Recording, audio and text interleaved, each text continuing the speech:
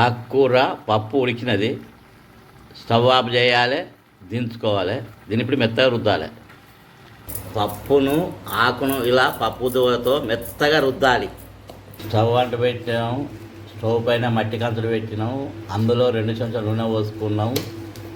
1 చెంచాడు పోపిత్తులు, 1/2 చెంచాడు జీలకర్ర, ఉల్లిగడ్డలు, కల్జామాకు దూరగా గోలించుకోవాలి. 1/2 చెంచాడు అల్లం వెల్లిపాయ వేసుకోవాలి. పప్పును ఇందులో మర్ర పోసుకోవాలి. ఇప్పుడు కలుపుకొని ఒక 5 నిమిషాలు స్టవ్ పై ఉంచుకోవాలి. పప్పు ఆకుకూర రెడీ అయింది. కలుపుకోవాలి, స్టవ్ ఆఫ్ చేయాలి, దించుకోవాలి. పప్పు ఆకుకూర అన్నంతో కానీ, చపాతీతో కానీ, పూరితో కానీ తింటే చాలా రుచిగా ఉంటుంది. మళ్ళీ కావాలనిపిస్తుంది, తిన్నా కొద్దీ తినాలనిపిస్తుంది వేడిది.